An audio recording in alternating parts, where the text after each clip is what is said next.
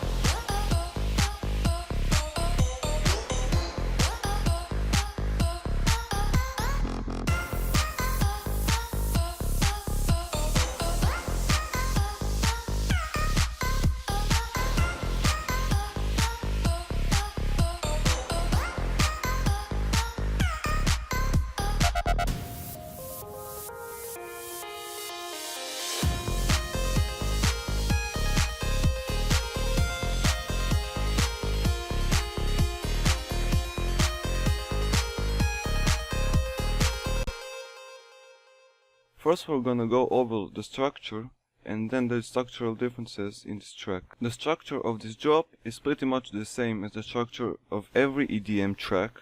There is a part A and a part B to the drop, and each part is also divided into two parts, and there are some key differences between each part. For example, in this track, the difference between part A of the drop and part B of the drop is the melody, and the difference between both parts of part A of the drop is a change in the drums with the snare, and the change between both parts of part B is a change to the lead sound.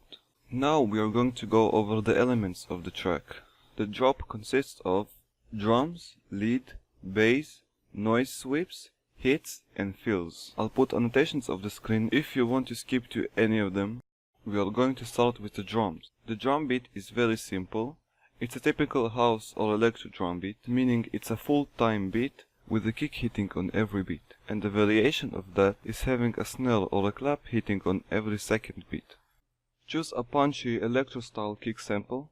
When EQing the kick, you wanna boost the bass and the highs a little bit to make it even more punchy. For the clap, you want a snappy clap sample. When EQing the clap, you wanna high pass it and boost the mids a little bit, and also boost the highs a bit.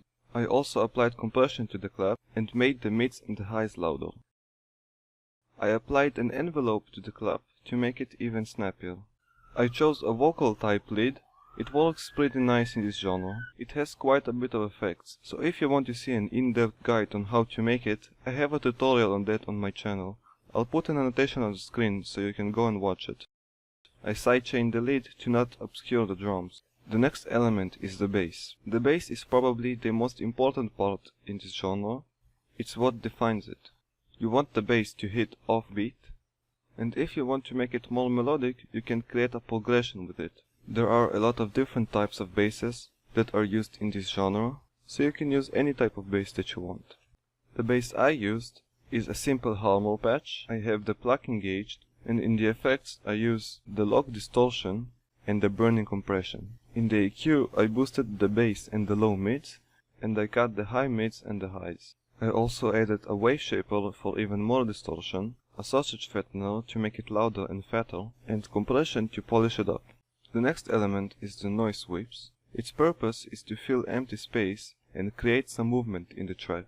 You create the noise sweeps by making noise in any synth and make a bandpass filter move up and down. I put some reverb on it to make it dimmer, and I sidechained it pretty hard to not interfere with the drums in any way. I have hits going on in the drop.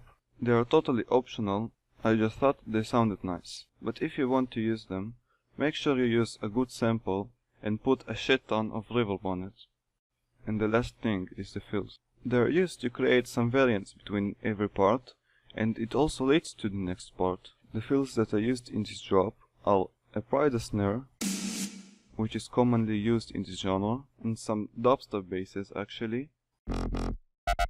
Diora uses them a lot, and I really like how it sounds. Well, that's pretty much it.